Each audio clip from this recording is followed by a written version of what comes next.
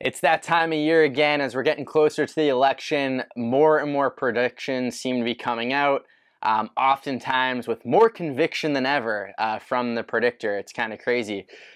So this is just that typical reminder. I want to give you a few examples of just why even expert predictions can be so literally useless, and then a few actual action items you can be doing to benefit yourself through no matter what outcome or scenario the market presents when it comes to your financial plan.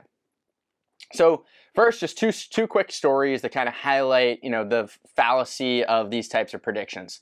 The first, as many of us are quarantined, I'm sure some of you have maybe dove into HBO's miniseries that actually came out maybe a year or two ago, Chernobyl.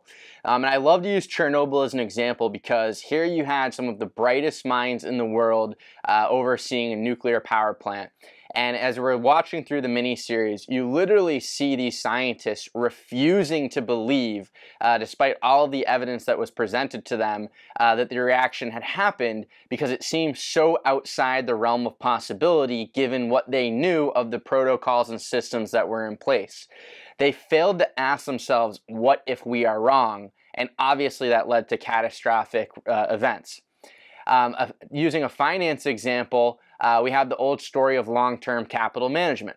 Long-term capital management, for those of you that aren't aware, was really a quote-unquote elite hedge fund that boasted a few Nobel laureate prize winners on its advisory board.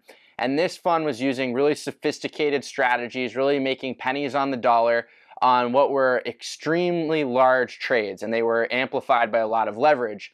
Ultimately, their systems failed to recognize certain outcomes that could be possible within the financial markets, in particular, Russia defaulting on their bonds.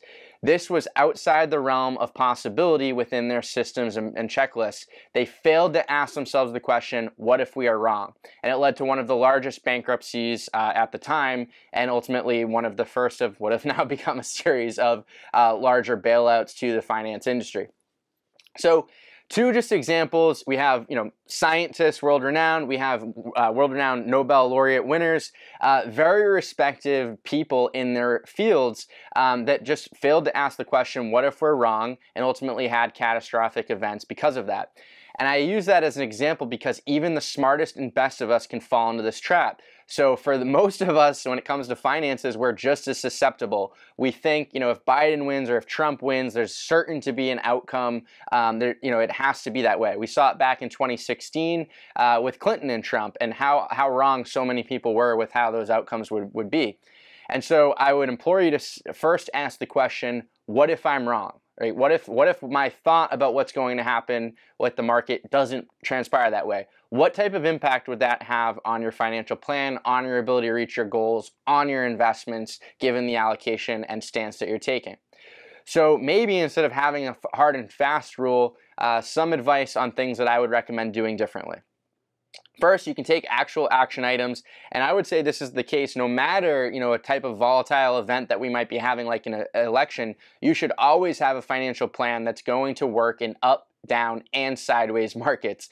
I repeatedly tell the joke, if you only have a plan that works in up markets, that's not a plan, that's wishful thinking.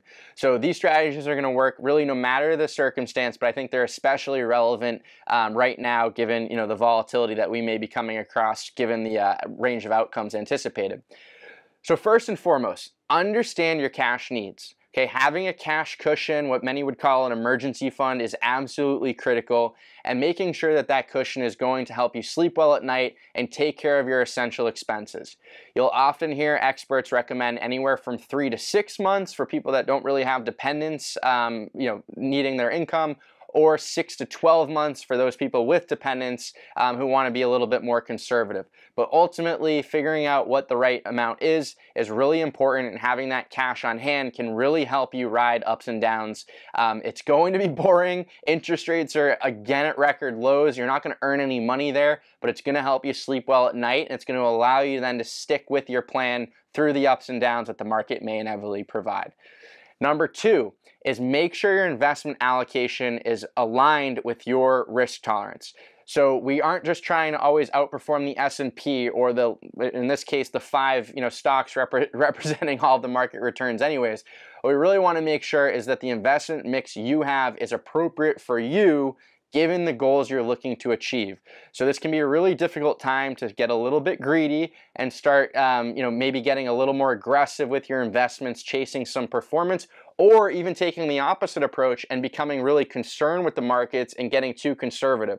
So having that right mix is really important. And again, that mix is dependent on what you're looking to achieve, not what your neighbors, not what your coworkers, or not what the S&P 500 is doing. So really, really important to make sure that that investment allocation is appropriate given what you're looking to achieve right now. And the last situation is, depending on where you are at in your life, especially if you're close to retirement, understanding what your distribution strategy is going to be, making sure that you're taking advantage of any sort of tax opportunities in front of you. This can be really powerful. So if you're accumulating assets, maybe those are Roth conversions right now if your income's lower. If you're distributing assets, maybe that's a distribution plan that involves taking extra distributions or less distributions depending on the different outcomes that you have available to you. But working out an important tax advantage strategy can be really, really important right now because ultimately, whatever gains you may see in the market, if you're giving a significant chunk of those back to Uncle Sam because your tax strategy isn't aligned, well, then it was all for naught and you really haven't done yourself any favors. So those are 3 things that you can really be doing anytime, but become all the more valuable when you have this type of volatility of different scenarios in front of you. So again, that's getting your cash right as far as your emergency fund or cash cushion. That's making sure your investment mix is appropriate. It's making sure that your strategy involves tax-specific decision-making, whether that's on the accumulation or distribution side. So hope you found all that helpful. Again, try to take the predictions with a grain of salt and make sure that you're always thinking about how does this impact my portfolio and ultimately what if I'm wrong? That's the humbleness that comes with the market and it happens to all of us. We'll talk to you again soon. Thanks for stopping by.